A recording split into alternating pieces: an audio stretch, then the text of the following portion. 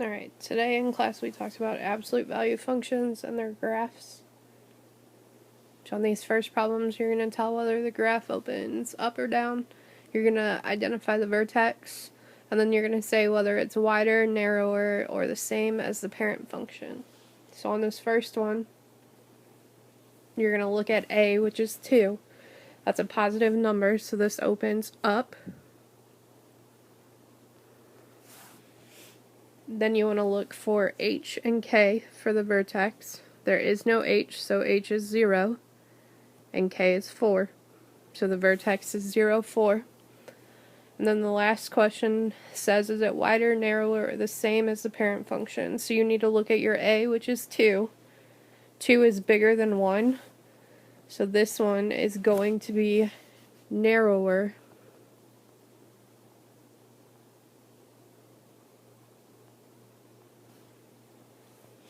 Alright, the second one, you look at your a. A is negative, so this opens down. Then you're going to write your vertex. So h this time is -3 inside the absolute value, so when you pull it out you have to change it to +3. And then k is 1, so there's your vertex. And then is it wider, narrower, or the same? So 1/2 is your a. 1/2 is smaller than 1, so this is going to be wider than the parent function.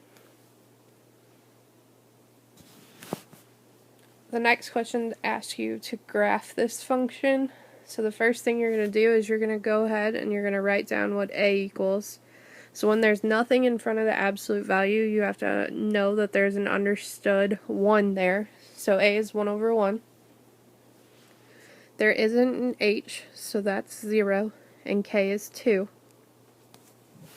So now you're going to go to your graph, and the first thing you're going to do is you're going to put a point at 0, 2, so stay in the center and go up 2, put a dot.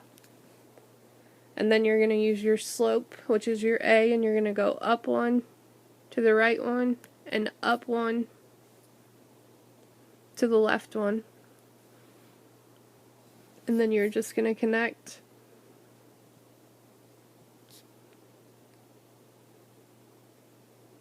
And there's your graph. Same thing on this next one. So the first thing you're going to do is you're going to write down what a is.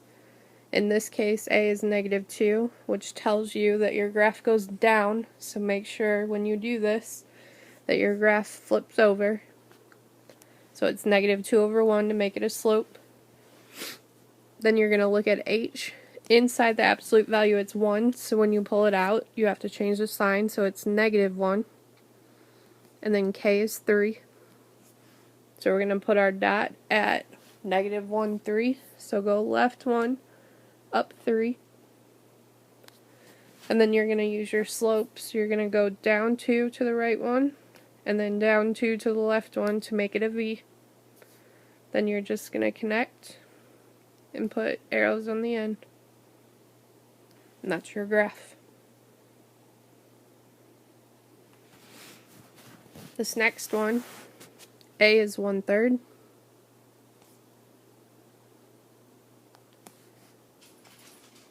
H is +2 on the inside of the absolute value, so it's -2 when you pull it out. K is -1. So you're going to start by putting a point at -2, -1, so you're going to go left 2, down 1. And then you're going to go up 1 over 3 to the right, and up 1 over 3 to the left. You're going to connect and put arrows on the end. This last question gives you the graph, and this time I want you to write the equation. So the first thing you want to do is identify the vertex. So the vertex in this one is right there. So the first thing you want to do is write the ordered pair.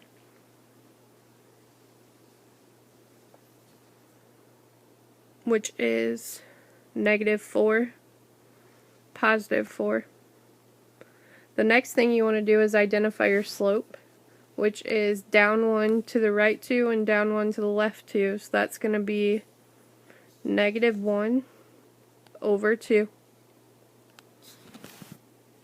So now you just need to plug into our equation that I gave you in class, which is y equals a absolute value of x minus h plus k.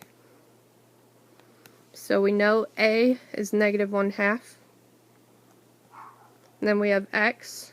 Since it's negative 4, when we put it inside the absolute value, it'll be positive 4. And then k is 4, so plus 4. And that's all you have to do.